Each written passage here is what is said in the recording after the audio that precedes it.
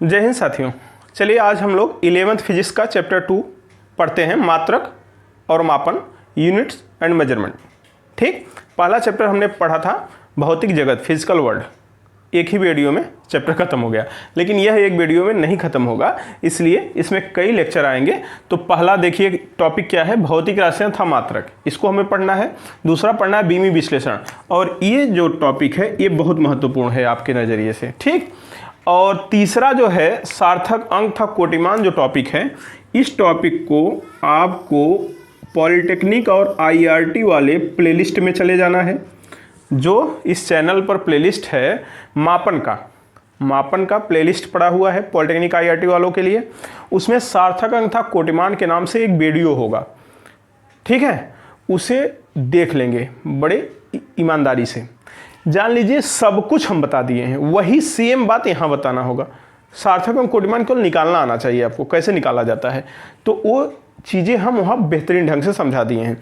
तो ये चीज़ आप वहाँ से पढ़ लेंगे। ठीक, बीमी विश्लेषण हम लोग पढ़ेंगे, प्रतिशत त्रुटि भी हम लोग पढ़ेंगे, हालांकि इसका वीडियो भी वहाँ मिलेगा, और न्यूमेरिकल जो भी सॉल्व करने का गुण होगा वहाँ जो हम बताए हैं उससे सब तरह का न्यूमेरिकल सॉल्व हो जाएगा, हर तरह का। लेकिन यदि वो फार्मूले जो वहाँ डायरेक्ट बताए हैं कहाँ से आए ये देखना है, तो हमें यहाँ 11th में प्रूफ करना होगा कि कहाँ से वो फार्मूले आए। तो यहाँ हम इसे त्रुटि विश्लेषण को पढ़ेंगे और बीमी विश्लेषण भौतिक राशियाँ पढ़ेंगे। ये तीसरा टॉपिक सेम बात है प्लेलिस्ट, मापन के प्लेलिस्ट में चैनल पर आईआरटी पॉलिटेक्निक वाले फोल्डर में मिल जाएगा। ठीक, तो उसे यहाँ तीसरा वाला वहाँ से आप पढ़ लीजिएगा। आज हम पढ़ते हैं भौतिक राशियाँ। भौतिक राशियाँ, ये भौतिक राशियाँ क्या होती हैं सर? फिजिकल क्वांटिटी कहते हैं लोग। हाँ, तो फिजिकल क्वांटिटी जो होती है, क्वांटिटीज, ये होती क्या है? ये कुछ नहीं होती मतलब जितनी भी राशियाँ किसी यंत्र की सहायता से माप सके और भौतिकी में उनका महत्व हो, भौतिकी में उसका महत्व हो, वो सभी राशियाँ भौतिक राशियाँ कहलाती हैं। दुनिया में जितनी भी राशियाँ, मतलब कोई जैसे लंबाई, द्रव्यमान, समय, ये राशियाँ हैं। कोई भी ऐसी राशियाँ जिनको हम यंत्र से माप सकें, तो लंबाई को माप सकते हो मीटर स्केल से, द्रव्यमान को नाप सकते हो तराजू से, समय को नाप सकते हो घड़ी नामक यंत्र से, विद्युत धारा को नाप सकते हो किसके, अमीटर नामक उपकरण से नाप सकते हो कितना एम्पियर आया कितना एम्पियर गया। तो जितनी भी राशियों को किसी यंत्र से हम माप सकते हैं और जिनका भौतिकी में महत्व होता है, उन्हें क्या कहा जाता है? भौतिक राशियाँ कहलाते हैं। तो फिजिकल इंपॉर्टेंस हो और किसी डिवाइस से मेजर किया जा सके। तो जो भी राशियाँ जिन्हें भी मापा जा सके, जिनका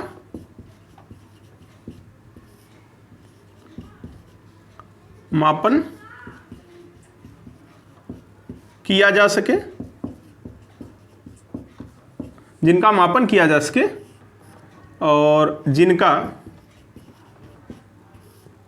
भौतिकी महत्व हो, भौतिकी महत्व हो, मतलब भौतिकी महत्व की वे राशियां जिन्हें यंत्र की सहायता से माप सकते हैं, क्या कहलाती हैं? भौतिक राशियां कहलाती हैं। तो यदि आपको लिखना हो, कहीं पूछा जाए भौतिक राशियों से क्या समझते हैं, तो आप लिख लेंगे भौतिकी महत्व की वे राशियां जिन्हें किसी यंत्र से नापा जा सकता है, भौतिक राशियां कहलाती हैं। अब ये कितने प्रकार की होती हैं? तो ये 2 प्रकार की होती हैं। ठीक है, एक को कहते हैं मूल राशियां, मूल राशियां, और एक इसी मूल राशि से पैदा होती है। इन्हीं मूल राशि जो होती हैं इन्हीं से पैदा होती है, उसको कहते हैं व्युत्पन्न राशियां। व्युत्पन्न मतलब मूल राशियां पहले से उत्पन्न है, उत्पन्न से उत्पन्न इज कॉल्ड व्युत्पन्न, मतलब उत्पन्न से उत्पन्न हुआ, तो ये व्युत्पन्न राशियां होती हैं। ठीक है, इसे अंग्रेजी में क्या कहते हैं गुरुजी? फंडामेंटल क्वांटिटीज, और इसे कहते हैं डिराइव क्वांटिटीज।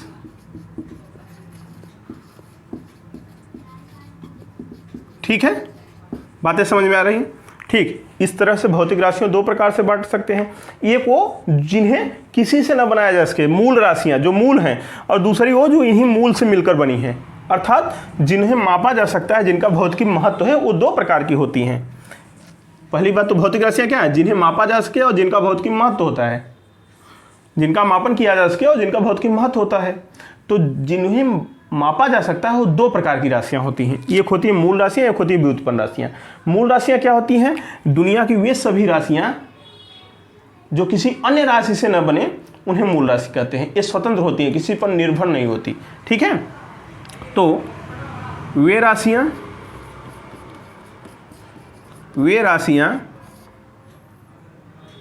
जो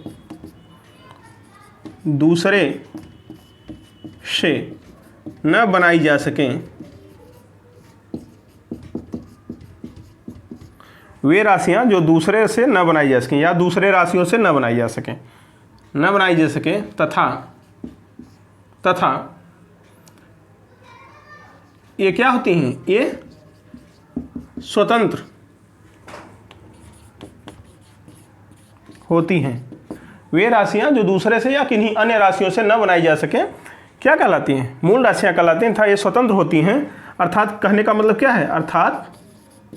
अर्थात ये हम कह सकते हैं, अर्थात किसी अन्य राशि पर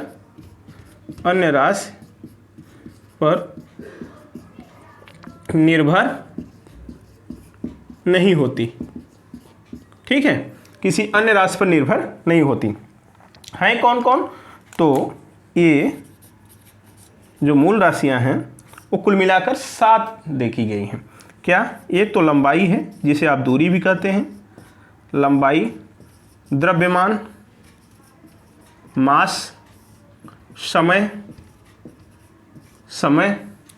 ठीक है, विद्युत धारा, ताप, पदार्थ की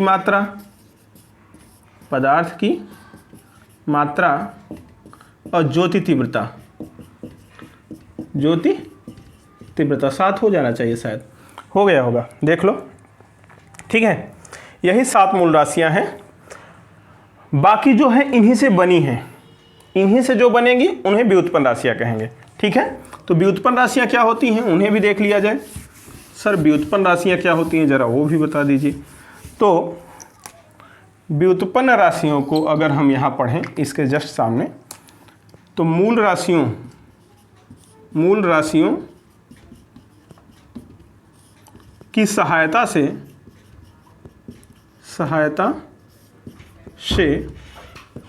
बनाई जाने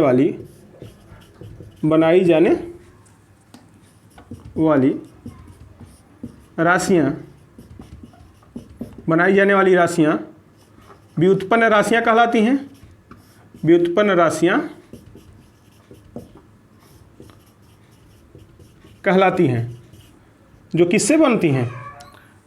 मूल राशियों से व्युत्पन्न राशियाँ कहलाती हैं। अब व्युत्पन्न राशियाँ कौन कौन सी हैं? ये स्वतंत्र होंगी कि निर्भर होंगी? ये स्वतंत्र हो ही नहीं सकती, जब मूल राशि से बन रहे हैं तो निर्भर होगी ना। तो ये मूल राशियों पर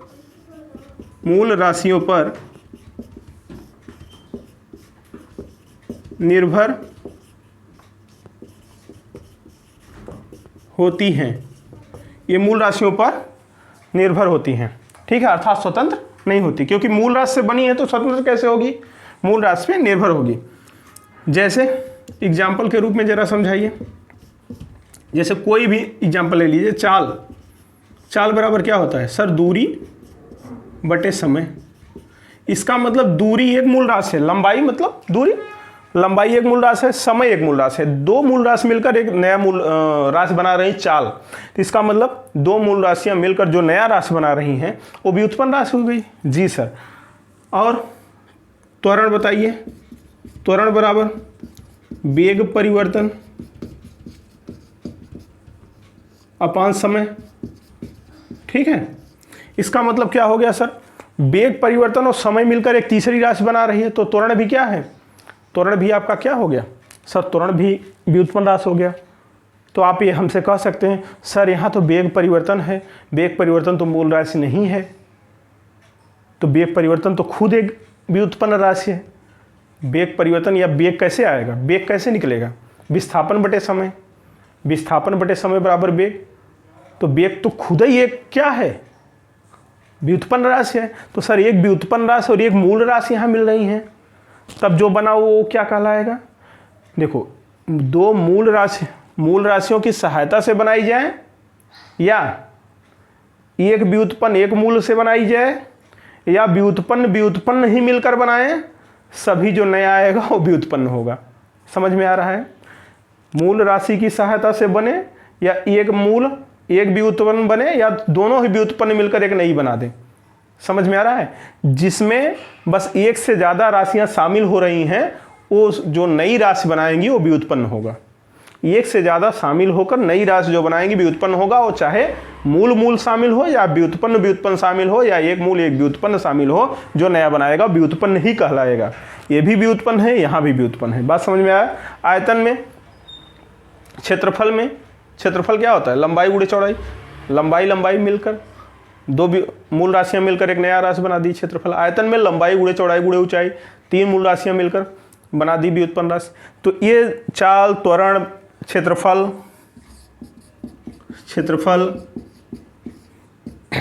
क्या हो जाएगा सर, लंबाई गुणे चौड़ाई, तो ये भी तो दो मिल गया। बल, सर बल क्या है, बल भी व्युत्पन्न है भाई, द्रव्यमान गुणे क्या है सर, त्वरण। तो त्वरण क्या है सर, त्वरण तो अभी व्युत्पन्न बताए थे, तो द्रव्यमान क्या है, मूल है। तो मूल और व्युत्पन्न मिलकर भी जो बनाएगा वो व्युत्पन्न ही होगा। समझ रहे हैं सर, दोनों व्युत्पन्न हो तब चलिए देख लेते हैं। मान लीजिए दाब बराबर क्या होता है, लंबवत बल अपान क्षेत्रफल, लंबवत बल अपान क्षेत्रफल, यही होता है ना। P बराबर F/A। बल भी क्या है, व्युत्पन्न है, क्षेत्रफल भी क्या है, व्युत्पन्न है। जो नया बनाऊ का होगा वो भी व्युत्पन्न ही होगा। वही तो समझा रहे हैं, दो एक से अधिक होना चाहिए, दो मूल हो, दो व्युत्पन्न हो, जो भी नया बनाएंगे वो व्युत्पन्न ही होगा। दाब भी व्युत्पन्न है, त्वरण भी व्युत्पन्न है, क्षेत्रफल भी व्युत्पन्न है, बल भी व्युत्पन्न है। समझ गए, मूल नहीं है। ये क्या कहलाएंगे, सब व्युत्पन्न कहलाएंगे। तो आशा करता हूँ मूल राशियाँ और व्युत्पन्न राशियाँ समझ गए होंगे। तो ये सब क्या होंगे, अगर चूंकि इन्हें तोड़ोगे ना, जब तोड़ते जाओगे तो लास्ट में मूल में तोड़ सकते हो। बल भी किसी मूल राशि से बना है, बल द्रव्यमान और त्वरण से बना है, त्वरण किसी मूल राशि से, वेग परिवर्तन और समय से, वेग परिवर्तन को भी तोड़ोगे विस्थापन परिवर्तन में बदल जाएगा। लास्ट में इन्हें मूल राशियों तक ही तोड़ सकते हो, लेकिन मूल राशियों तक तोड़ने के बाद उसके नीचे नहीं जा सकते। तो किसी को भी मूल राशि तक तोड़ा जा सकता है। तो मूल राशियाँ मिलकर ही व्युत्पन्न राशियाँ बनाएगी। ठीक है, ओके। तो चलिए यहाँ तक बातें समझ गए हो तो बना लीजिए और मिटा दें इसे, फिर आगे देखते हैं। देखिए क्या, मूल मात्रक, फंडामेंटल यूनिट, ये क्या होता है, वे मात्रक जो अन्य मात्रकों से न बनाए जा सके। जैसे मूल राशियां थी वैसे मूल मात्रक हो जाएंगे। इसी तरह से एक व्युत्पन्न मात्रक आ जाएगा, सीधी सी बात। हाँ, एक जरूरी सूचना ये है आपके लिए कि आप लोग कमेंट करते रहे थे कि सर क्लास होगी कि नहीं। आपकी क्लास कैसे चल रही है मैं बता दे रहा हूँ। आपकी क्लास MWF में चल रही है। MWF मतलब समझ रहे हैं, मंडे, वेडनेसडे और फ्राइडे। कल वेडनेसडे है ना, कल मिल जाएगा। सुबह 6 बजे वीडियो आपको मिल जाएगा, सुबह 6 बजे। ठीक है, MWF में regular Monday, Wednesday, Friday. Monday को सोमवार, सोम, बुध और शुक्र को 11th का फिजिक्स आपको सुबह 6 AM पर मिल जाया करेगा। ठीक है, यदि मैं शहर में रहा, कहीं बाहर नहीं गया किसी काम से, तो ये वीडियो रेगुलर आपको मिलता जाएगा। अब आपको परेशानी नहीं होनी चाहिए। बाकी क्या हो रहा है कि IRT और पॉलिटेक्निक का वीडियो हमें अपलोड करना पड़ता है, क्योंकि उनका एग्ज़ाम है जून में, तो आप समझ सकते हैं। तो उन पर अभी फोकस हम ज़्यादा हैं। जैसे ही अभी तक आप ऐसे 3 दिन पढ़ते रहिए, जैसे उनका वीडियो, उनका एग्ज़ाम क्लियर होता है या उनका सिलेबस कंप्लीट करते हैं, फिर हम लोग इसे बढ़ा भी सकते हैं, ठीक है। और कुछ हो सकता है 12th वाले भी परेशान हों कि हमारा वीडियो नहीं मिल रहा है, तो आप समझिए एक साथ सब कैसे वीडियो मिल पाएगा।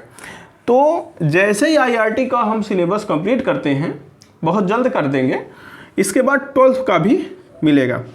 तो 12th का भी वीडियो आपको मिलेगा, और एक बात और ध्यान दीजिएगा, 10th का भी वीडियो आपको मिलेगा, 10th का भी फिजिक्स आपको मिलेगा, 12th का भी मिलेगा। 11th वाले के लिए मैंने शुरू कर दिया क्योंकि आपकी डिमांड ज़्यादा थी, इसलिए मैं शुरू कर दिया। 10th और 12th की डिमांड उस लेवल पे अभी नहीं आई थी, इसलिए इनको थोड़ा सा रोक दिया हूँ। IRT या पॉलिटेक्निक की जो परीक्षा हो रही है, उसके जैसे उसका सिलेबस हमारा कंप्लीट होता है या एकदम नज़दीक पहुँचता है, हम 12th और 10th का भी स्टार्ट कर देंगे। तो जो बच्चे 12th और 10th के भी हों, उन्हें भी सूचित कर दें और सब्सक्राइब कर लें चैनल को, ठीक है। बाकी 11th वालों का सोम बुध शुक्र इस तरह से सुबह 6 बजे रेगुलर वीडियो आपको मिलता रहेगा, तो टेंशन फ्री होकर अपना देखते रहिएगा, ठीक है। ओके, समझ गए होंगे, परेशान नहीं होंगे। अब 12th और 10th वाले अगर हैं तो वो थोड़ा सा इंतज़ार करेंगे। और अभी हम IRT में विद्युत शुरू करने वाले हैं, तो 12th वाले विद्युत पढ़ सकते हैं IRT से, जब तक उनका स्पेशल अलग से क्लास नहीं चल रहा है। रही बात 10th वालों के लिए, 10th वाले यदि चाहें तो जो IRT पॉलिटेक्निक में लाइट का वीडियो पड़ा हुआ है, शुरू तो लाइट से ही होता है, वो लाइट का वीडियो क्रम से देखना चाहें तो देख सकते हैं, बेहतरीन समझ में आएगा, हर चीज़ उन्हें समझ में आएगा, ठीक है। तो ये कार्य वो कर सकते हैं। 12th वाले भी लाइट का वीडियो देख सकते हैं तब तक, IRT और पॉलिटेक्निक में जो पढ़ा है, बाकी चीज़ें ठीक हम बाद में बताएंगे। देखिए क्या है कि हम लोग पढ़ रहे हैं मूल मात्रक और व्युत्पन्न मात्रक। मूल मात्रक क्या होते हैं? वे मात्रक जो किन्हीं अन्य मात्रकों की सहायता से नहीं बनाए जा सकते, मूल मात्रक कहलाते हैं। ये जब किसी से बनेंगे नहीं तो किसी पे निर्भर नहीं होंगे, स्वतंत्र होंगे। हाँ, ये निर्भर नहीं होते, स्वतंत्र होते हैं। जैसे जो मूल राशि के मात्रक हैं, सीधी सी बात है, मूल मात्रक हैं। तो मीटर, लंबाई का मात्रक किलोग्राम, द्रव्यमान का, समय का सेकंड, विद्युत धारा का एम्पियर, ताप का केल्विन, कैंडिला ज्योति तीव्रता का, पदार्थ की मात्रा का मोल। तो अभी आगे हम पढ़ेंगे भी से। और ये क्या है? व्युत्पन्न मात्रक। वे मात्रक जो मूल मात्रकों की सहायता से बनाए जाते हैं व्युत्पन्न मात्रक कहलाते हैं। मूल मात्रक सहायता से बनेंगे तो मूल मात्रक पर ये निर्भर करेंगे, ठीक है। तो क्या होंगे? जैसे क्षेत्रफल का मात्रक क्या होता है? Metre square. चाल या वेग का मात्रक मीटर पर सेकेंड। त्वरण का मात्रक मीटर पर सेकेंड स्क्वायर। ये सब क्या है? Metre cube. न्यूटन प्रति मीटर स्क्वायर किसका है? दाब का। तो यहाँ से एक बातें स्पष्ट हो रही होंगी कि सारे व्युत्पन्न राशि के मात्रक हैं। हाँ, एक से ज़्यादा मात्रक सम्मिलित हैं, जिसका मतलब व्युत्पन्न मात्रक। एकलौता मात्रक यहाँ दिख रहा है ना? ऐसा नहीं। अब यहाँ कहोगे सर न्यूटन किसका? न्यूटन क्या है? तो न्यूटन तो व्युत्पन्न राशि का मात्रक है भाई, तो व्युत्पन्न मात्रक हो जाएगा। न्यूटन किस राशि का मात्रक है? बल का। तो व्युत्पन्न मात्रक, उसे खोलोगे तो किग्रा मीटर पर सेकेंड स्क्वायर ही आएगा, ठीक है। हाँ, तो मूल मात्रक के पद में तो ऐसा कह सकते हैं हम इसे ऐसा भी कह सकते हो कि व्युत्पन्न राशियों के मात्रक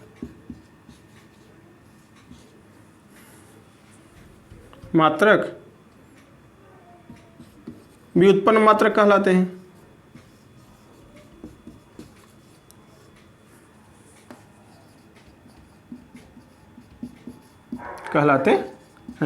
ये क्या है? व्युत्पन्न राशि के मात्रक हैं। अब ये भाई साहब ऐसे क्या लिख सकते हो? यहाँ लिख सकते हो कि मूल राशियों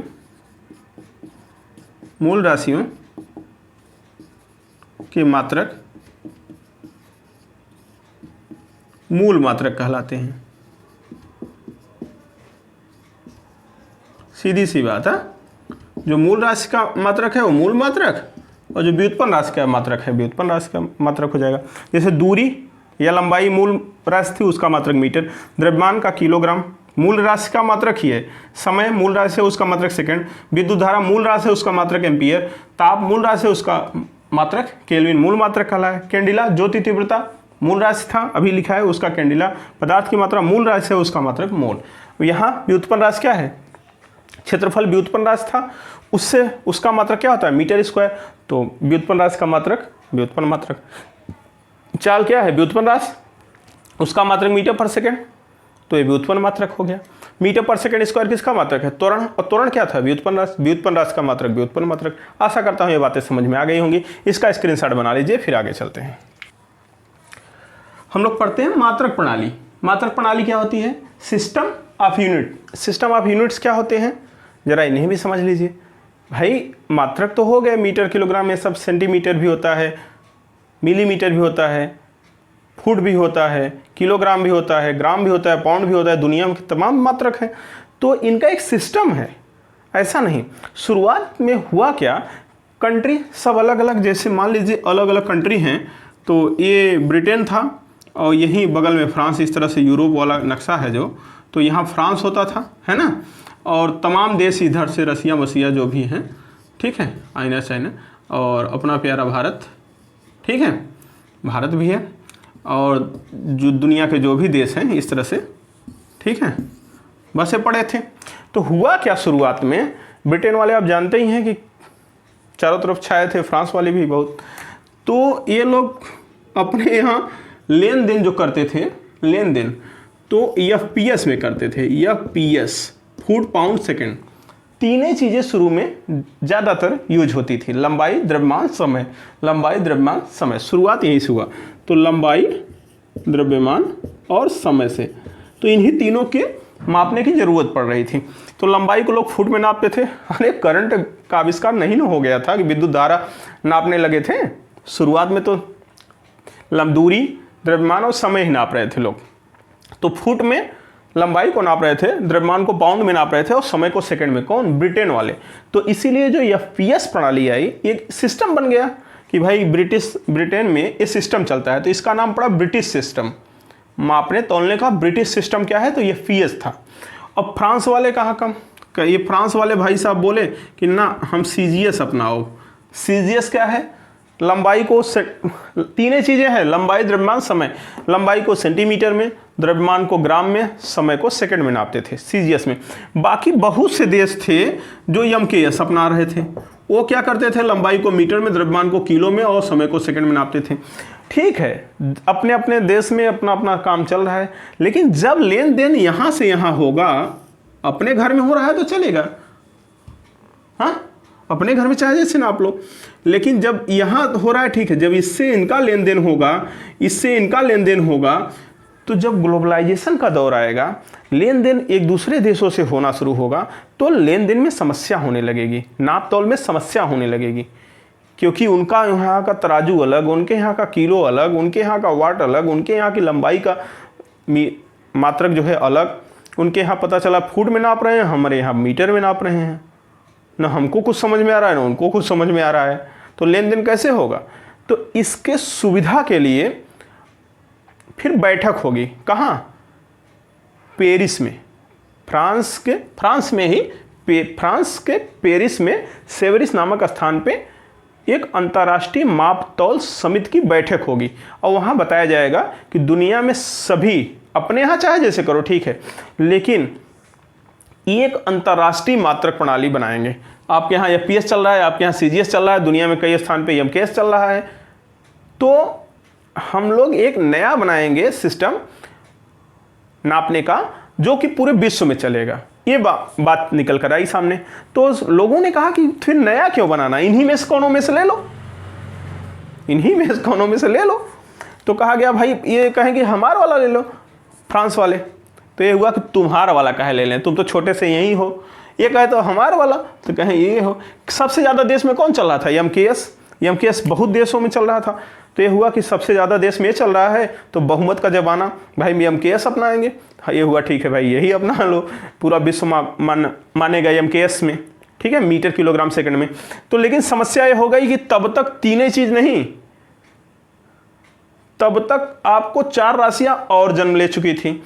तो लंबाई जो था, द्रव्यमान जो था, समय जो था, इनके लिए तो पहले से मात्रक चल रहे थे, लेकिन फिर विद्युत धारा आ गया, कहानी समझ लो, फिर पढ़ाते हैं। ताप आ गया, ज्योति तीव्रता आ गई, पदार्थ की मात्रा आ गई। ये सभी राशियां जन्म हो गया था, ये 4 राशियां और आ गई। ये 3 का तो यम के एस चल रहा था, यम के एस, मीटर किलोग्राम सेकेंड, ये तो चल रहा था। लेकिन ये जो 4 और आ गई, इनके लिए भी मात्रक बना दिया गया 4 अलग अलग। जैसे विद्युत धारा को कहा गया एम्पियर में नापिए, ताप को कहा गया केल्विन नापिए, ज्योति तीव्रता को कहा गया कैंडिला में नापिए, और पदार्थ की मात्रा को मोल में। फिर ये 7 मूल राशियां हुई, 7 मूल मात्रक बना दिया गया और एक नए सिस्टम में डाल के रख दिया गया, उसका नाम हुआ एसआई सिस्टम। देखिए शुरू में केवल 3 राशियां प्रचलित थी, एक लंबाई था, द्रव्यमान था, समय था। तो इन्हीं के मात्रक की जरूरत पड़ी, इन्हीं को मापने की जरूरत पड़ी। तो जो भी देश आगे आए और इन्हीं को मापना शुरू किए। तो ब्रिटेन जो आगे आया उसके यहाँ यह पीएस चलता था। तो एक सिस्टम जो मात्रक प्रणाली हुआ, तो उसमें पहला सिस्टम जो हुआ वो हम लोग कह रहे हैं यह पीएस प्रणाली, यह पीएस प्रणाली। अब यह पीएस प्रणाली में जो पहला लेटर है, दूसरा, तीसरा, इसी क्रम में हमने सेट किया है। पहला वाला क्या बताएगा, लंबाई को, दूसरा वाला क्या बताएगा, द्रव्यमान को, तीसरा वाला क्या बताएगा, समय को। ठीक है, ओके। तो लंबाई को फुट में, एफ माने फुट, लंबाई को फुट में, द्रव्यमान को दूसरा वाला पाउंड में, ठीक है, और समय को सेकंड में, समय को सेकंड में। तो आप अगर चाहें तो इसे ऐसे लिख सकते हैं कि यह पीएस प्रणाली वह प्रणाली है जिसमें लंबाई को फुट में, द्रव्यमान को पाउंड में तथा समय को सेकंड में मापा जाता है। यह ब्रिटिश प्रणाली भी कही जाती है, या इसे ब्रिटिश प्रणाली भी कहते हैं। इसे क्या कहते हैं, इसे ब्रिटिश प्रणाली भी कहते हैं। यह आपकी ब्रिटिश प्रणाली भी कहलाती है। बात समझ गए, यह ब्रिटिश प्रणाली थी। अच्छा सर, ठीक है। अब दूसरा जो था उसको हम कर देते हैं सीजीएस, सीजीएस प्रणाली। कौन सी प्रणाली भाई, सीजीएस प्रणाली। पहला लेटर क्या बताएगा, लंबाई को, दूसरा क्या बताएगा, द्रव्यमान को, तीसरा क्या बताएगा, समय को। तो सी मतलब सेंटीमीटर, इसके नीचे लिखेंगे, फुट के नीचे ही, लंबाई के नीचे क्या लिखेंगे, सेंटीमीटर, सेंटीमीटर, जिसे आप सेमी कहते हैं। तो सीजीएस प्रणाली कौन लेकर आया, फ्रांस वाले सीजीएस अपनाए थे। तो इस प्रणाली का नाम क्या होता है, फ्रांसीसी प्रणाली भी कहते हैं इसे, फ्रांसीसी प्रणाली भी कहते हैं। तो फ्रांसीसी प्रणाली या फ्रांस ने में सीजीएस अपनाया था। तो पहला वाला लंबाई ने बताएगा, सी माने सेंटीमीटर, और जी मतलब क्या, द्रव्यमान को बताएगा, ग्राम। दूसरा वाला किसको बताएगा, द्रव्यमान को, ग्राम। और तीसरा वाला किसको बताएगा, समय को, तो सेकेंड। बात समझ रहे हैं, अच्छा है। चौथा जो तीसरी जो प्रणाली आई वो आई एमकेएस, एमकेएस प्रणाली। अब ये कोई स्पेशल देश नहीं अपनाए थे, कई देश अपनाए थे, इसलिए इसको किसी स्पेशल देश का दर्जा नहीं दिया जाता। तो एमकेएस प्रणाली में पहला लेटर लंबाई को, दूसरा लेटर द्रव्यमान को, तीसरा समय को। बड़े आराम से याद हो जाएगा। यम मतलब लंबाई का मात्रक क्या, मीटर, यम मतलब मीटर, के मतलब किग्रा, किलोग्राम, किलोग्राम, और यस मतलब क्या, सेकंड। बात समझ रहे हैं। तो आप देख लीजिए कि तीनों प्रणालियों में एक ऐसा मात्रक है जो कॉमन है, सेकंड। समय का मात्रक तीनों प्रणालियों में कॉमन हुआ, चाहे वो फ्रांस वाले हो, चाहे ब्रिटेन वाले हो, चाहे कोई देश हो, लेकिन समय को कोई अलग मात्रक नहीं यूज किया। समय के लिए सब सेकंड यूज किए। हालांकि द्रव्यमान के लिए ब्रिटेन वाले पाउंड यूज करते थे, फ्रांस वाले ग्राम में यूज करते थे, और कई देश किलोग्राम यूज करते थे लेन देन के लिए। ठीक है, द्रव्यमान लेन देन होता था तो ऐसे होता था। लंबाई जब कपड़ा उपड़ा नापते थे या लंबाई नापते थे लोग, दूरी नापते थे, तो ब्रिटेन में फुट में नापा जाता था और फ्रांस में सेमी में नापा जाता था, सेंटीमीटर में, और कई देश मीटर में नापते थे। समस्या, अलग अलग देश, अलग अलग बेस, अलग अलग देश, अलग अलग यंत्र, अलग अलग मापन की इकाइयाँ, मात्रक, तो समस्या होना ही तय था। 1, 2, 3 ये प्रणालियाँ खूब प्रचलित थी, लेकिन इनमें समस्या आएगा जब लेन देन एक दूसरे देश से होगा, तो हमें एक नई प्रणाली का जन्म करना पड़ेगा, और उसका नाम है एसआई सिस्टम, अंतरराष्ट्रीय मात्रक प्रणाली। ये लोग हटा के, अब यही सबसे ज़्यादा देशों में था, इसलिए जो लंबाई, द्रव्यमान, समय है, तीनों को सेम उतार लिया जाएगा और बाकी 4 और राशियां खोजी जा चुकी हैं, जानी जा चुकी हैं, तो उनके बारे में भी मात्रक बनाया जाएगा। तो 7 मूल राशियां, 7 मूल मात्रक लेकर एक नई प्रणाली का जन्म हुआ जिसका नाम है एसआई मात्रक प्रणाली या SI system, system of international या अंतर्राष्ट्रीय मात्रक प्रणाली बोलते हैं। ठीक है, तो चले आगे एसआई मात्रक के तरफ। तो इसका आप स्क्रीनशॉट बनाइए, फिर आगे चलते हैं। देखिए, हम पढ़ते हैं फिर एसआई सिस्टम, अंतर्राष्ट्रीय मात्रक प्रणाली। यह क्या है? इसमें 7 मूल राशियां, 7 मूल मात्रक, 2 पूरक राशियां, 2 पूरक मात्रक शामिल किए गए। हुआ क्यों? हुआ इसलिए कि इससे पहले चल रही थी अलग अलग देशों में अलग अलग मात्रक प्रणालियां। सीजीएस फ्रांस चला रहे थे, ब्रिटेन में एफपीएस चल रहा था, अभी पढ़ा है आपको, कई देश एमकेएस अपनाए हुए थे। तो जब लेन देन में असुविधा होने लगा तो एक विचार आया कि क्यों ऐसा न किया जाए कि पूरा देश एक कॉमन मात्रक प्रणाली अपनाए जिससे लेन देन में सुविधा होगा। ये हुआ ठीक। तो फ्रांस के पेरिस में सेवरिस नामक स्थान पर अंतर्राष्ट्रीय मापतौल समिति की एक बैठक होती है। फ्रांस में पेरिस में जाइए और फिर सेवरिस नामक स्थान पर, जो सेवरिस है, वहाँ पर अंतर्राष्ट्रीय मापतौल समिति जो कमेटी है उसकी बैठक होती है। तो वहाँ विद्वान बैठते हैं, वैज्ञानिक बैठते हैं और फिर वही निर्णय लिया गया कि ये 7 मूल राशियों के लिए 7 मूल मात्रक जो हम बता रहे हैं यही पूरी दुनिया मानेगी। समझ में आया? तो होता क्या है कि 7 मूल राशियों के लिए 7 मूल मात्रक, और ये हुआ 2 पूरक राशियां भी तब तक जन्म समझ में आ गई लोगों को कि भाई 2 पूरक राशियां बाद में आई, तो वो हुआ उनके लिए 2 पूरक मात्रक भी बना दिए गए। 7 मूल राशियां पहले समझी गई, बाद में ये भी आ गया तो ये हुआ चलो इसके लिए भी दिया जाएगा, लेकिन शुरू में ये 7 के बारे में जानकारी हुई। तो 7 इसमें क्या हुआ है, एसआई सिस्टम में क्या हुआ,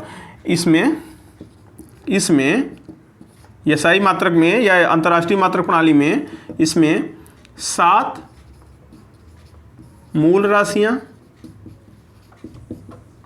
तथा उनके 7 मूल मात्रक, उनके 7 मूल मात्रक और 2 पूरक राशियां और तथा उनके 2 पूरक मात्रक शामिल किए गए हैं, शामिल किए गए हैं। अब यही दे दिया गया, कहा गया सभी देश इसको फॉलो करेंगे। गलती कोई कर दे, कोई होशियारी कर ले सर, छोटा बड़ा मात्रक बना ले, तब तो वहीं जो फ्रांस में पेरिस में सेवरिस नामक स्थान पे है ना, वहाँ जो आपके यहाँ 1 मीटर होता है, 1 मीटर लंबाई का वहाँ प्लेटिनम इरेडियम का धातु का एक टुकड़ा रखा है। प्लेटिनम इरेडियम मिश्र धातु आगे भी बता रहे हैं, एक टुकड़ा रखा गया, उसके 2 चिन्हों के बीच की दूरी 1 मीटर है। आप छोटा बड़ा नहीं कर सकते, उतना ही दूरी सबके यहाँ चल रहा है 1 मीटर। छोटा बड़ा लोगे अंतर्राष्ट्रीय न्यायालय में पहुँचेंगे, कहेंगे कि ये देश हमारे साथ गद्दारी कर रहा है, तो ले जाएंगे वहीं कि इनका मात्रक मीटर छोटा है, हमारा मीटर बड़ा है, ये दुनियादारी जो भी बात होगी, तो वहीं से कहा जाएगा कि ले आओ अपना अपना मीटर जो भी है, यहाँ से देखो वहाँ हम रखा गया है। द्रव्यमान के लिए प्लेटिनम इरिडियम धातु का एक टुकड़ा रखा गया है जो 1 किलो का है। जितना हम लोग यूज करते हैं वो उस मापतौल जो समिति थी सेवरिस नामक स्थान पर वहीं दिया गया, वहीं पर संग्रहालय में रखा, सुरक्षित रखा गया है कि भविष्य में अगर दिक्कत होगा तो लो भाई है। तो ये 7 मूल राशियाँ क्या थी भाई? लंबाई, पहला तो लंबाई था, लंबाई पहली राशि क्या थी सर? लंबाई है। तो लंबाई के लिए मूल मात्रक क्या होगा सर? मीटर है, सरकारी मात्रक मीटर, जो कि पहले से चला आ रहा था। हाँ, तो मीटर को सिंबल में स्मॉल एम से दिखाते हैं, ध्यान देना, कैपिटल मत लिखना। कैपिटल केवल उसे लिखते हैं जो वैज्ञानिक का नाम हो, ठीक है? किसी वैज्ञानिक का नाम रहेगा तो कैपिटल से लिख देंगे। लंबाई मीटर, यम हो गया सिंबल इसका। और फिर द्रव्यमान साहब आ गए। द्रव्यमान पहले से ही यही सब चल रहे थे। द्रव्यमान के लिए क्या हुआ, किलोग्राम। किलोग्राम मूल मात्रा किसका था, और इसे केजी से डिनोट करते हैं। और फिर कौन आ गया, समय आ गया। तो समय बड़ा अच्छा चल रहा है, हाँ समय, इसको क्या किया गया, सेकंड में नापा जाता था, और इसके लिए स्मॉल यस से दिखाते हैं, स्मॉल यस है। और 4 अब क्या हो गई, नई भी शामिल। ये तो पहले से चल रहा था, एमकेएस में यही चल रहा था। तो एमकेएस का विस्तार है, ऐसे भी कह सकते हो कि एसआई प्रणाली क्या है, एमकेएस प्रणाली का ही विस्तृत रूप है, विस्तार है। एमकेएस में 3 था, 4 और विस्तारित कर दिया गया। हाँ सर, तो क्या आ जाएगा सर, विद्युत धारा ले लें, ले लीजिए आपका मन। विद्युत धारा, ताप, 4 राशियां पहले लिख लो। ज्योति तीव्रता, ज्योति तीव्रता, और फिर आ गया पदार्थ की मात्रा, पदार्थ की मात्रा। ये 4 राशियां और प्लस में आ गई, 3 तो पहले से थी। विद्युत धारा किस में नापने लगे, एम्पियर। एम्पियर कौन है, साइंटिस्ट हैं, एम्पियर वैज्ञानिक महोदय एम्पियर में नापते हैं। तो साइंटिस्ट के नाम को तो ए से, कैपिटल ए से दिखाते हैं। जी सर। ताप को किस में नापते हैं, केल्विन में। एसआई में किस में नापे, केल्विन। तो केल्विन साहब कौन है, वैज्ञानिक हैं। तो वैज्ञानिक हैं तो इनको कैपिटल के से। और ज्योति तीव्रता, ज्योति तीव्रता का मात्रा क्या होगा, ज्योति मैंने प्रकाश, प्रकाश चला जाए, अंधेरा हो जाए आपके घर में तो क्या मंगाते हो, हैं दिया, कहोगे सर इन्वर्टर। अरे कुछ समय पहले क्या होता था, मोमबत्ती मंगाते थे। मोमबत्ती क्या कहते हो, कैंडल। तो कैंडल ला, अंधेरा हो गया तो क्या बुलाओगे, कैंडल ला। पढ़ रहे हो, अंधेरा हो गया, लाइट कट गई, तो कहोगे अपने छोटे भाइयों से, ए कैंडल ला। तो ज्योति तीव्रता का मात्रा कैंडल ला, कैंडिला बस याद करने के लिए, कैंडिला। ज्योति तीव्रता का मात्रा क्या होगा, कैंडिला। और इसको दिखाते हैं सीडी से, सीडी। कोई दिक्कत नहीं। पदार्थ की मात्रा, पदार्थ है भाई, एकदम अनमोल है। कोई मोल ही है क्या, हाँ सर मोल। पदार्थ जब लेने जाते हो सोना चांदी क्या होता है, अरे सर मोल तो होता है, बड़ा महंगा है। तो मोल याद कराने के लिए केवल ज़्यादा। पदार्थ की मात्रा को किस में नापते हैं, मोल में। और इसके लिए यमओ यल यूज कर लेते हैं, कोई दिक्कत वाली बात नहीं है। तो ये सिंबल हो गए, और ये मूल राशियाँ हो गई, ये मूल मात्रक हो गए, शास्त्र हो गए, हाँ सर हो गए। अब 2 पूरक बची रह गई, उनको भी देख लेते हैं। 2 पूरक राशियाँ, पूरक मात्रक क्या हैं। तो ये भाई साहब बचे रह गए, एक है कोण और एक है घन कोण।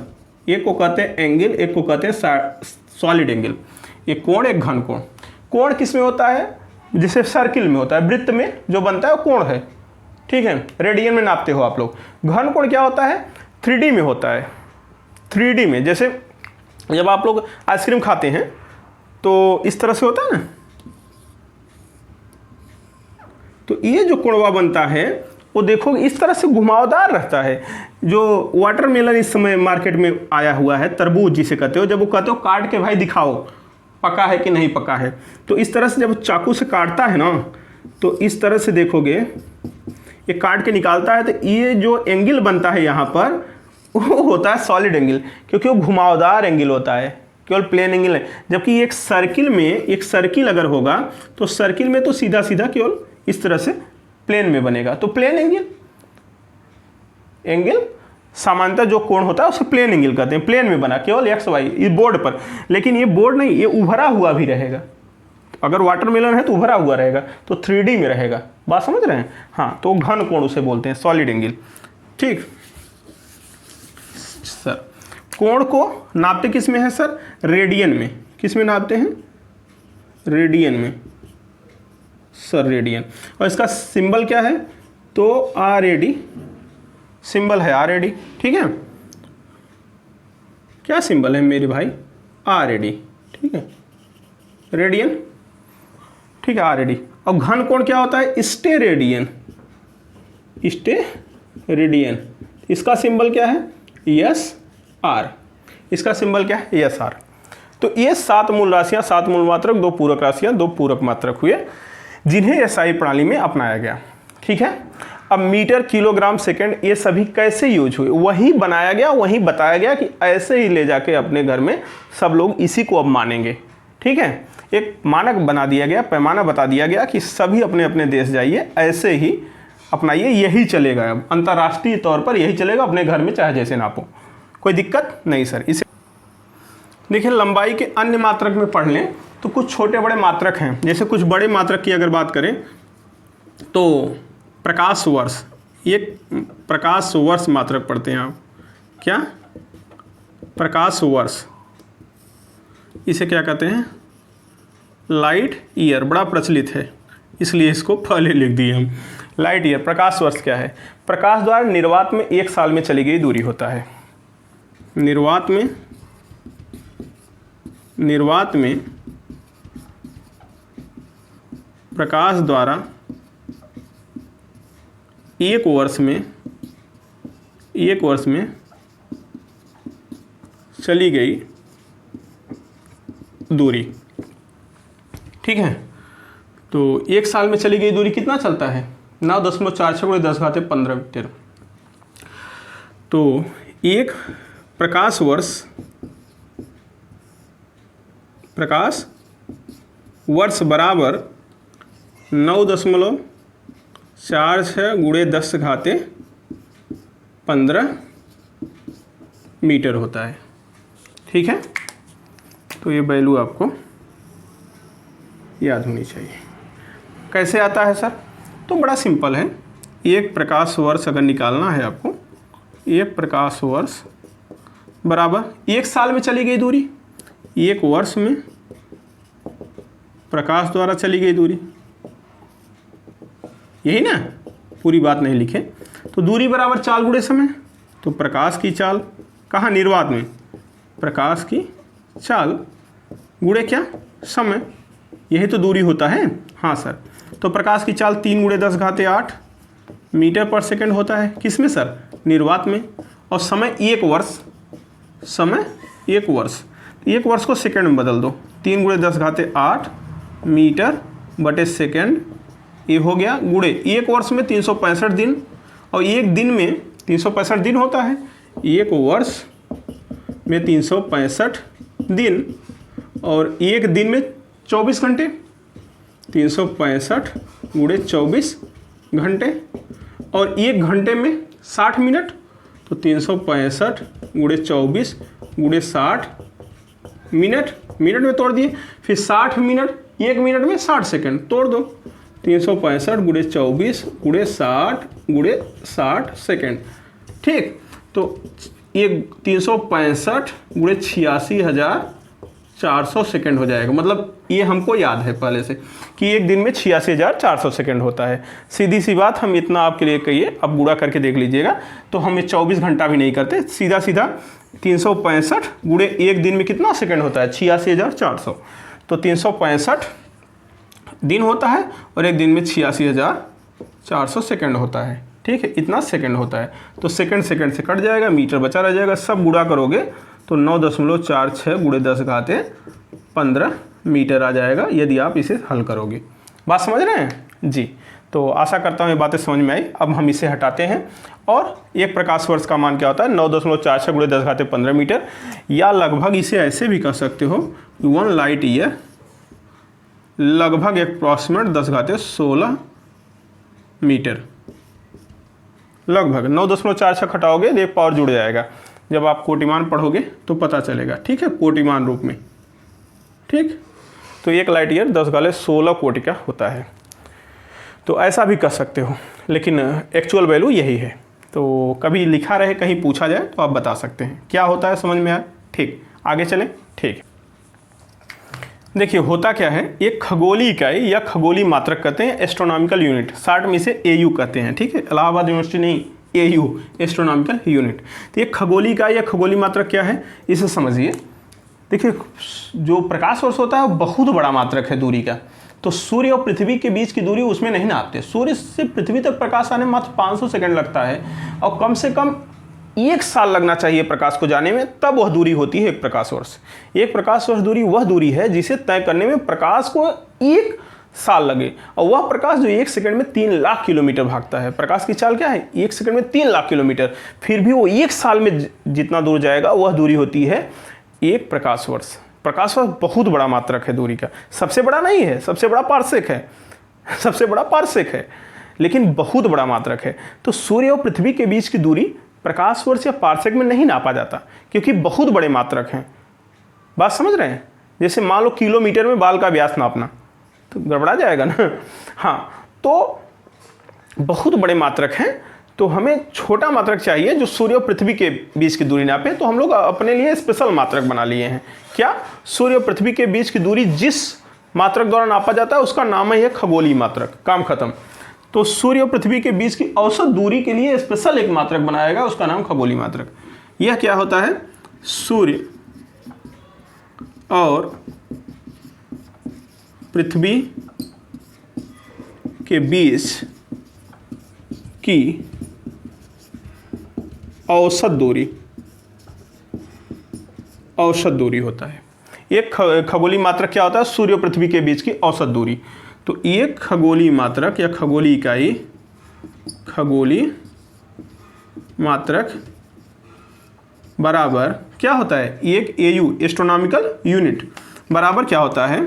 सूर्य और पृथ्वी के बीच की औसत दूरी पता है? नहीं गुरुजी, 1.49 × 10⁻11 मीटर। ठीक है, ये होता है।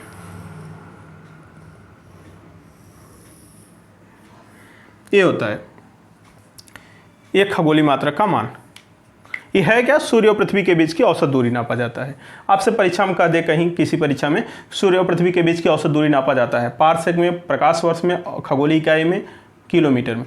तो खगोलीय मात्रक स्पेशल उसके लिए बनाया गया है। समझ रहे हैं? मापने के लिए किलोमीटर, मिलीमीटर चाहे जिसमें नाप लीजिए, प्रकाश वर्ष में भी घुमा नापिए, लेकिन सूर्य और पृथ्वी के बीच की औसत दूरी जो होती है उसे ही खगोलीय इकाई कहते ही हैं, स्पेशल है। तो इसका मतलब वो यही पूछ रहा है, और यही इसके बराबर भी होता है। सेम यही दूरी होते हैं सूर्य से पृथ्वी की औसत दूरी। ठीक है, निकालना कैसे? निकाल कैसे सकते हैं? निकाल सकते हो, थोड़ा सा मेहनत करोगे निकल जाएगा। सूर्य से पृथ्वी तक प्रकाश आने में कितना समय लगता है पता है? 500 सेकेंड, लगभग 500 सेकेंड। तो फिर वही बात, एक AU बराबर अगर निकालो, AU मतलब एस्ट्रोनॉमिकल यूनिट, तो दूरी बराबर क्या होता है? सूर्य से पृथ्वी के बीच दूरी 4 गुणे समय, 4 गुणे समय, ऐसा लिख सकते हैं। तो चाल किसका? प्रकाश का, प्रकाश आ रहा है ना, मीटर पर सेकंड। और समय कितना लगता है प्रकाश को आने में? 500 सेकंड। सेकंड से गया 5 × 15, 1500 × 10⁻8 मीटर आ गया। अब दशमलव यहाँ लगाओगे तो 1 2 3 पावर और जुड़ जाएगा, 1.5 × 10⁻11 मीटर हो गया। ये AU बराबर, यही तो हुआ। देख लो सर, यहाँ तो 1.49, अरे पगलू 9 हटाओ तो 5 हो जाए, वही चीज़ हो। ठीक हो, समझ में? हाँ, तो कोई बात नहीं है, अपने को बस ये जानना है कि खगोलीय इकाई होता कितना है। सर पारसेक बताओ, पारसेक। सर पारसेक क्या होता है? Parsec paralytic second. पारसेक क्या है? Paralytic second. यह दूरी का सबसे बड़ा मात्रक है, यह दूरी का सबसे बड़ा मात्रक है, यह दूरी का सबसे बड़ा मात्रक है। और एक पारसेक बराबर 3.08 × 10⁻16 मीटर होता है। समझ रहे हैं? ये होता है। सर प्रकाश वर्ष भी तो बहुत बड़ा होता है। एक पारसेक बराबर 3.26 प्रकाश वर्ष, प्रकाश वर्ष से भी इतना बड़ा है, सोच लो। 3.25 गुना लगभग प्रकाश वर्ष से बड़ा है। एक पारसेक 3.26 प्रकाश वर्ष के बराबर होता है। लाइट ईयर से 3.25 गुना बड़ा है, तो लाइट ईयर से बड़ा है। तो पारसेक क्या है? सबसे बड़ा मात्रक है, प्रकाश वर्ष से भी बड़ा है, दूरी का सबसे बड़ा मात्रक है। तो अब तक आपने अगर देखा हो तो दूरी के जो मात्रक हैं कौन कौन? ये क्या है? पारसेक। पारसेक सबसे बड़ा है, ठीक है, हैच लगा दे रहे हैं, सबसे बड़ा पारसेक है, उससे छोटा क्या है, प्रकाश वर्ष है, प्रकाश वर्ष है, और उससे छोटा क्या है, खगोलीय मात्रक है, क्या खगोलीय इकाई है, खगोलीय मात्रक। समझ गए? तो सबसे बड़ा पारसेक, उसके बाद प्रकाश वर्ष, उसके बाद खगोलीय मात्रक, ये 3 मात्रक जो बड़े मात्रक हैं। और इनका यूज कहाँ होता है इनका यूज किस काम में इनका यूज करेंगे, कहाँ नापेंगे, हमारे आपके घर के बीच की दूरी नापेंगे तो इनकी सहायता से खगोलीय दूरियां नापी जाती हैं, आकाशीय दूरियां, खगोलीय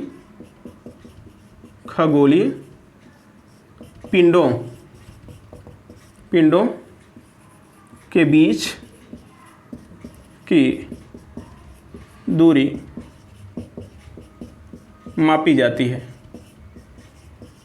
खगोलीय पिंडों के बीच की दूरी नापी जाती है। मतलब एक तारे से दूसरे तारे के बीच की दूरी, अपने सूर्य से अन्य आकाशगंगा के बीच की दूरी, पृथ्वी से अन्य तारे के बीच की दूरी, पृथ्वी से सूर्य के बीच की दूरी तो भाई साहब ही बता देते हैं खगोलीय वाले, ठीक है।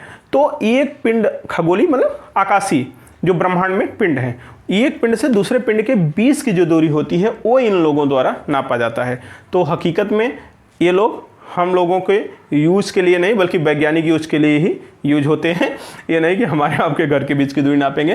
तो पारसेक, प्रकाश वर्ष, खगोलीय मात्रक, बहुत बड़े मात्रक हैं, बड़े नहीं बहुत बड़े मात्रक हैं, उनमें भी सबसे बड़ा पारसेक है, फिर प्रकाश वर्ष है, फिर खगोलीय मात्रक है, ठीक है, जिनका यूज खगोलीय पिंडों के बीच की दूरी नापने में किया जाता है। तो ये सब बातें आप जानते हो तो अच्छी बात है और जानना चाहिए ही। आईआईटी में पूछा गया सवाल है, आईआईटी में पूछा गया सवाल है, क्वेश्चन पूछा था, कथन कारण करके दिया था, ठीक है। कथन दिया था कि पारसेक खगोलीय इकाई और प्रकाश वर्ष द्वारा आकाशीय या खगोलीय पिंडों के बीच की दूरी नापी जाती है, ये कथन था, ठीक है। एक कथन ये था। दूसरा कथन ये था कि उल्टा दिया था, यही उल्टा दिया था कि प्रकाश वर्ष बड़ा है पारसेक से, फिर पारसेक मतलब ये वाला यहाँ कर दिया है, बाकी ये वाला यहाँ कर दिया, तो गलत हो गया। तो 2 कथन हो गए, ठीक है। प्रकाश वर्ष यहाँ कर देगा मतलब बड़ा है प्रकाश वर्ष पारसेक से, गलत हो गया ना। अब उसमें नीचे दिया कि पहला सही है, पहला दूसरा दोनों सही हैं, पहला गलत है दूसरा सही है, इस तरह से नहीं कथन कारण वाला सवाल देखते हो, इस तरह से दिया था। तो केवल पहला कथन सही है कि इन द्वारा क्या नापा जाता है, खगोलीय पिंडों के बीच की दूरी नापा जाता है, ये तो सही था। लेकिन दूसरा गलत था क्योंकि दूसरे में एक सीक्वेंस गलत था, पहले पारसेक होना चाहिए, फिर प्रकाश वर्ष, फिर खगोलीय मात्रक, लेकिन वो सीक्वेंस पलट दिया था। तो आशा करता हूँ इतना सिंपल सा सवाल आईआईटी में पूछा गया था, लेकिन जब आप जानते रहेंगे तो सिंपल है, नहीं तो फिर बवाल ही है। तो कोई दिक्कत नहीं है, तो आप यहाँ तक बना लीजिए, फिर आगे चलते हैं। 1 माइक्रोन, ये माइक्रोन क्या है, यह दूरी का छोटा मात्रक है, छोटा मात्रक है। होता कितना है, यह मीटर का 10 लाखवां भाग होता है, मीटर का 10 लाखवां भाग होता है। सोच लो कितना छोटा होता है, मतलब 1 मीटर में 10 लाख टुकड़े करो तो एक टुकड़े की लंबाई 1 माइक्रोन होती है। इसे म्यू से, ये म्यू है, ऐसे करके ऐसे कर दोगे, इसे पढ़ते हैं म्यू, ठीक है, म्यू, इसे क्या पढ़ते हैं, म्यू, लिख दे रहा हूँ, ये ऐसे देखो इस तरह से, इसे क्या कहते हैं, म्यू, म्यू से प्रदर्शित करते हैं, ठीक है, अच्छी बात है सर। और 1 माइक्रोन, 1 म्यू बराबर क्या हो जाएगा, 10⁻⁻⁶ मीटर होता है। ये कहाँ से आया सर, अरे वही तो परिभाषा में ही कह रहा है ना कि 1 माइक्रोन क्या होता है, 1 मीटर का 10 लाखवां भाग। 1 मीटर में 10 लाख का भाग करो तब ना 10 लाखवां आएगा। 10 लाख क्या होता है, 1 के आगे 5 जीरो तो 1 लाख होता है सर, तो 1 जीरो बढ़ा दो 10 लाख, सही है। हाँ सर 6 जीरो करो तो 1 में 10 लाख का भाग करो, जो आएगा वो 1 माइक्रोन होगा। तो 1 माइक्रोन रहने दो, 1/1 के आगे कितना जीरो सर 6 जीरो, तो 10⁻6 मीटर कर दो। और अगर 10⁻6 को ऊपर ले चलेंगे तो 10⁻6 हो जाएगा, ऊपर जाने पर माइनस हो जाता है। तो वही तो यहाँ कह रहा हूँ 1 माइक्रोन बराबर 10⁻6 मीटर। ठीक है, या ऐसे भी लिख सकते हो, या ऐसे भी लिख सकते हो कि 1 मीटर में कितना माइक्रोन, तो 1 मीटर में 10⁻6 माइक्रोन होगा। समझ रहे हैं भाई, ये उल्टा हो जाएगा, 10⁻6 यहाँ आ जाएगा 1/, में 1/10⁻6 ऊपर जाएगा 10⁻6। तो समझ लीजिएगा, मीटर को माइक्रोन में भी बदलना को मिल सकता है आपको, माइक्रोन को मीटर में सवाल लगाते समय। तो जैसे बदलना होगा बदल देंगे। 1 माइक्रोन को मीटर में बदलना है, उसके स्थान पे 10⁻6 मीटर रखेंगे। 1 मीटर को माइक्रोन बदलना है तो उसके स्थान पे 10⁻6 माइक्रोन रखेंगे। तो बातें समझ में आ गई जी सर। ये एंगस्ट्रॉम क्या होता है, ये एक एंगस्ट्रॉम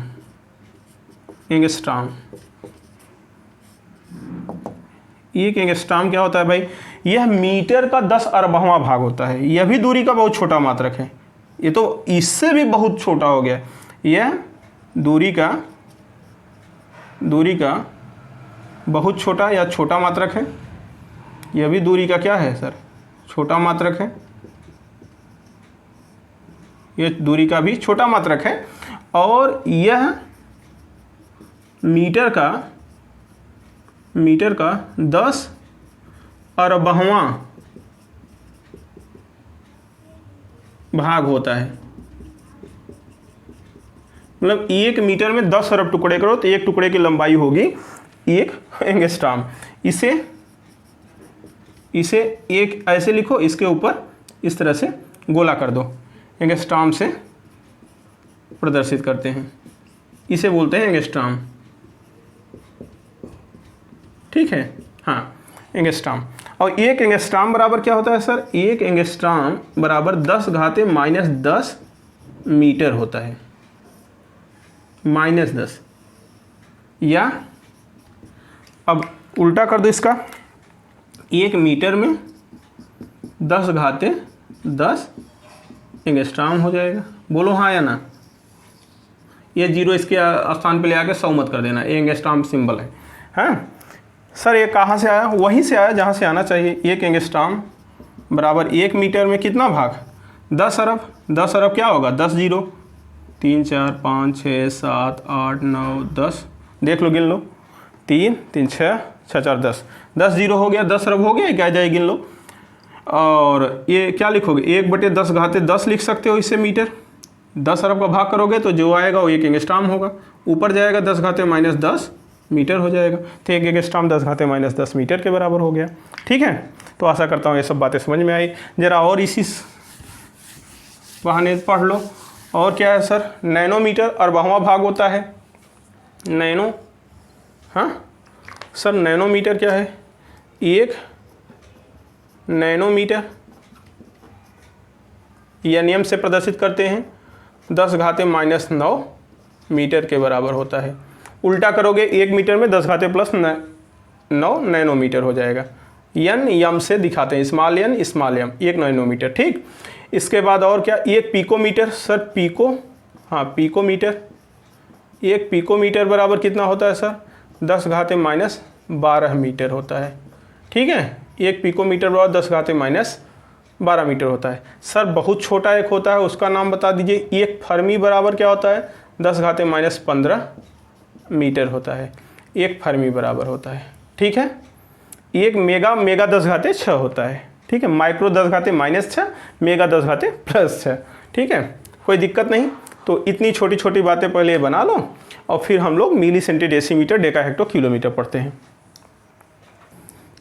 देखिए, milli centi decimetre deca hecto kilometre, ये ज़रूरत है आपकी, क्योंकि अब जो यूज होता है, हमें सवाल में जो यूज करना पड़ता है, बदलना पड़ता है, उसमें इनकी बहुत ज़रूरत पड़ती है। तो मिली को सेंटीमीटर में या मिलीमीटर को मीटर में, ये मिली लिखा है, इसका मतलब समझते हैं मिलीमीटर, इसका मतलब सेंटीमीटर, इसका मतलब डेसीमीटर, ये मीटर है, ये डेकामीटर, ये हेक्टोमीटर, ये किलोमीटर लिखे हैं।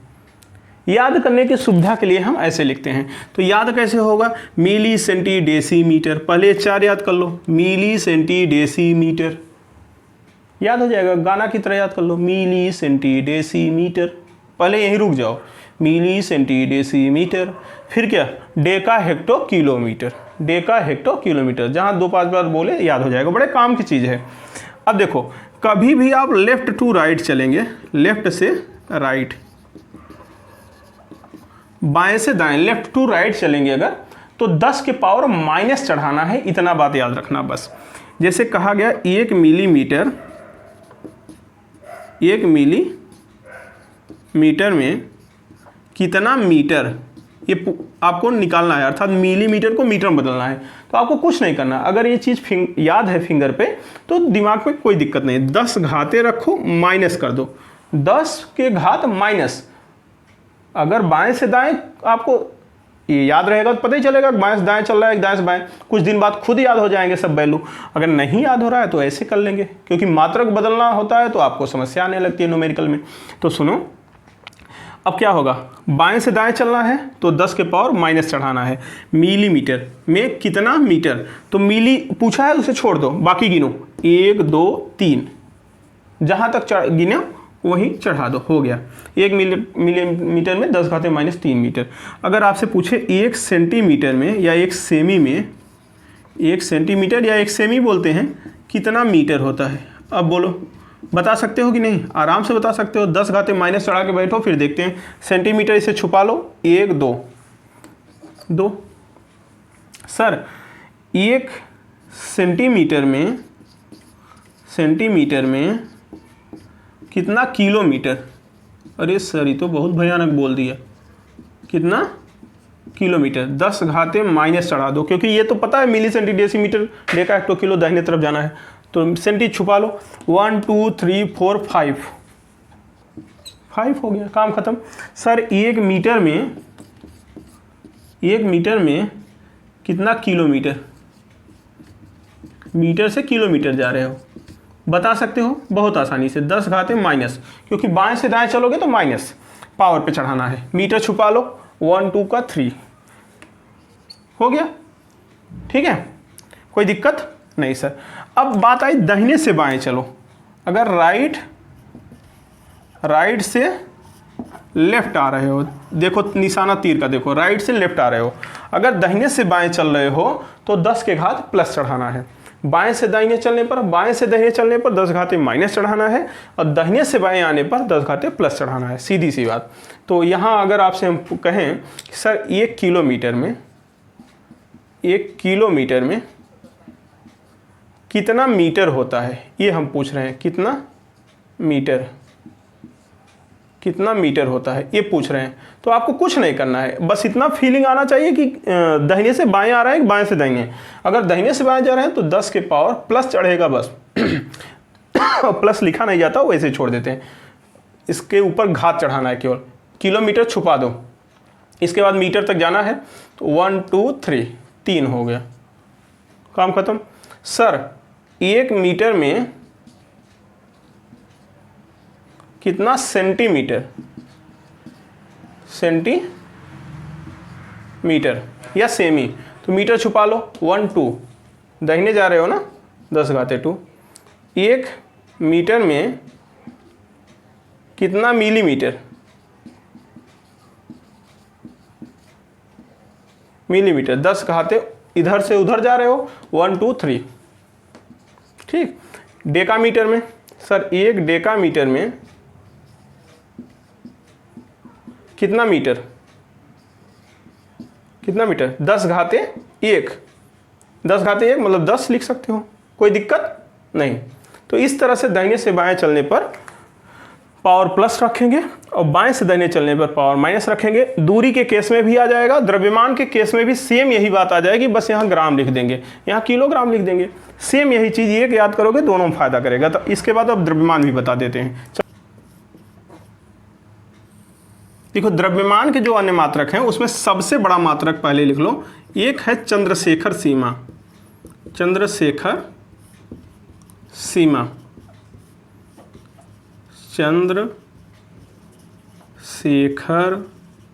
Limit, Chandrasekhar limit. शार्ट में इसे क्या बोलते हैं सर, शार्ट में इसे CSL बोलते हैं, ठीक है, CSL। तो चंद्रशेखर सीमा क्या है, ध्यान से समझना। सीमा लगाए तो इसका मतलब ये नहीं कि द्रव्यमान का मात्रक है, दूरी का मात्रक है, ये द्रव्यमान का मात्रक है। यह द्रव्यमान का सबसे बड़ा मात्रक है, सबसे बड़ा मात्रक है। इसके साथ एक कहानी छोटी सी है, मैं बताता हूं तो आपको याद हो जाएगा। देखिए, तारे ही ब्लैक होल बनते हैं, पहले तो ये समझिएगा, तारे ही एक समय आता है ब्लैक होल में बदलते हैं। तो दुनिया को जानने की उत्सुकता बढ़ी कि क्या अपना सूर्य भी एक तारा ही है, तो क्या अपना सूर्य भी ब्लैक होल बनेगा। तो दुनिया में एक साइंटिस्ट थे अपने यहाँ के, चंद्रशेखर, अपने यहाँ के साइंटिस्ट थे चंद्रशेखर। इन्होंने क्या कहा, समझा दिया दुनिया वालों को कि देखिए अपना सूर्य ब्लैक होल नहीं बनेगा। ठीक है, क्यों? क्योंकि केवल वही तारे ब्लैक होल बनते हैं जिनका द्रव्यमान अपने सूर्य के द्रव्यमान का 1.4 गुना होगा। केवल वही तारे ब्लैक होल बनेंगे जिनका द्रव्यमान अपने सूर्य के द्रव्यमान का 1.4 गुना होगा। तो इसी सीमा को चंद्रशेखर सीमा नाम दे दिया गया। वैज्ञानिक भी इनके सम्मान में इसी सीमा को चंद्रशेखर सीमा नाम दे दिए। तो एक चंद्रशेखर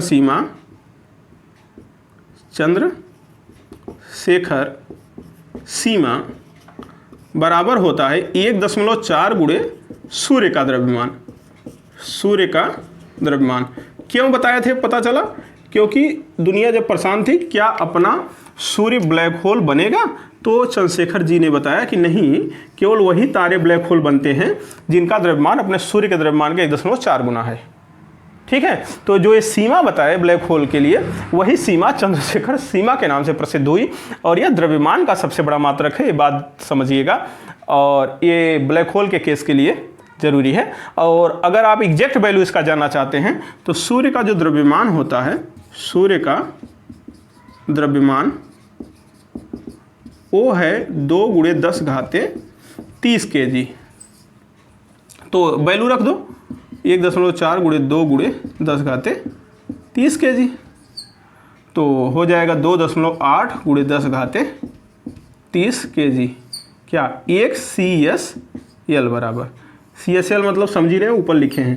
तो एक चंद्रशेखर लिमिट बराबर इतना होता है। ठीक, इसी के रूप में वो पूछा जाता है ज़्यादा, इसी के रूप में जानना जरूरी है। द्रव्यमान का सबसे बड़ा मात्रक है, ये भी जरूरी है, ध्यान देंगे। बाकी छोटे मोटे मात्रक तो आपको पता ही है, कुंतल, टन, मीट्रिक टन, ये सब। हाँ, एक कुंतल किसे कहते हो, 100 kg सर कहते हैं। एक कुंतल हो गया गेहूँ, है ना, गेहूँ को हो रहा है इस समय। हाँ, तो एक कुंतल मतलब 100 kg होता है। मीट्रिक टन 10 कुंतल के बराबर होता है मीट्रिक। हाँ, तो इस तरह से छोटे मोटे बात आप जानते हैं।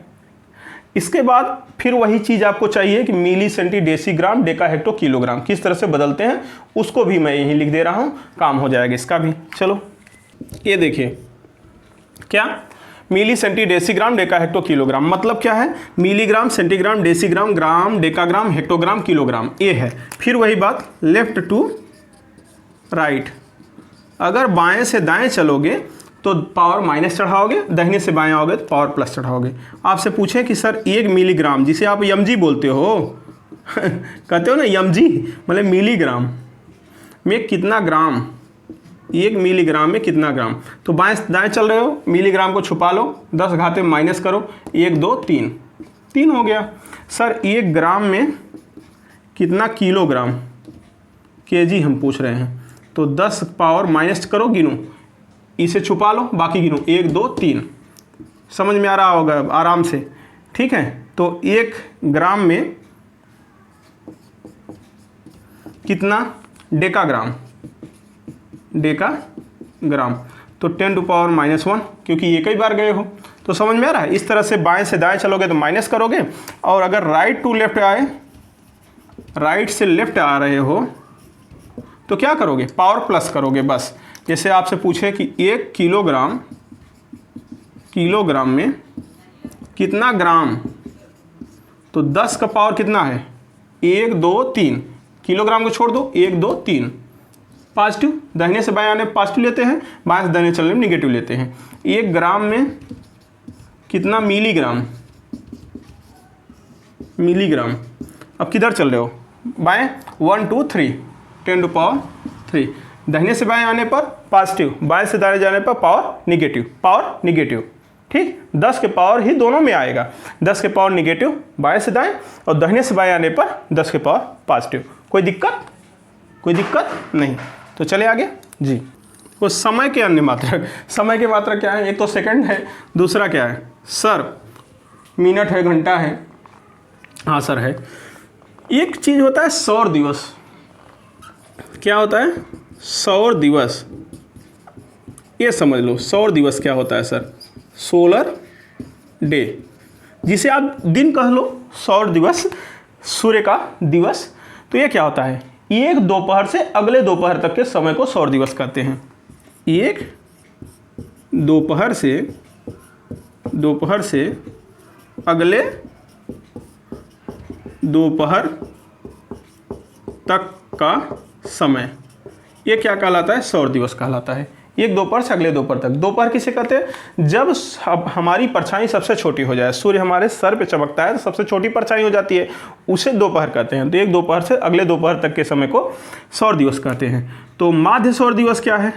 माध्य सौर दिवस, mean solar day. Mahendra Singh Dhoni नहीं, मीन सोलर डे बात कर रहा है।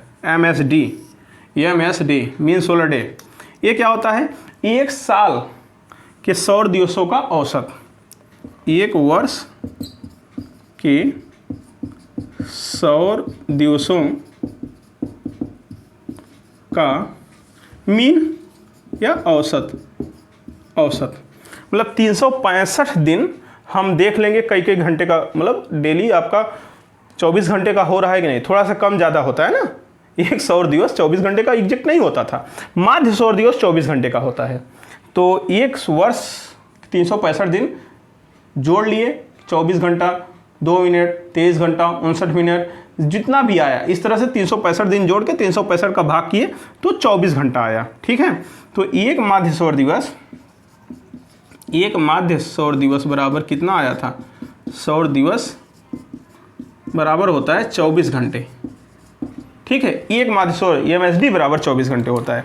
और 24 घंटे को अगर सेकंड में तोड़ोगे तो एक घंटे में 3600 सेकंड। तो एक माध्य सौर दिवस बराबर 24 गुणे 3600 सेकंड, क्योंकि एक घंटे में कितना सेकंड? 3600 सेकंड। तो जब इसका गुणा करोगे, गुणा करके देख लो, 86,400 सेकंड आ जाएगा। तो एक माध्य सौर दिवस में कितने सेकंड होते हैं? 86,400 सेकंड। तो एक माध्य सौर दिवस मतलब एक दिन जिसे आप कह रहे हो, वही 86,400 सेकंड। एक दिन को टेक्निकल भाषा में माध्य सौर दिवस बोल रहे हैं हम, MSD 86,400 सेकंड होता है। समझ रहे हैं? तो एक सेकंड की परिभाषा भी यहाँ से दे सकते हो। सर एक सेकंड बराबर क्या हो जाएगा? एक सेकंड बराबर हो जाएगा एक माध्य सौर दिवस में 86,400 का भाग हो जाएगा। 86,400 का भाग कर दिए क्या? माध्य सौर दिवस। तो परिभाषा हम क्या बना सकते हैं? ये माध्य सौर दिवस का 86,400वां भाग एक सेकंड होता है। जैसे हम बता रहे थे ना अभी माइक्रोन को कि 10 लाखवां भाग, उसी तरह से ये 86,400वां भाग एक सेकंड होता है। तो कह सकते हैं एक सेकंड क्या होता है?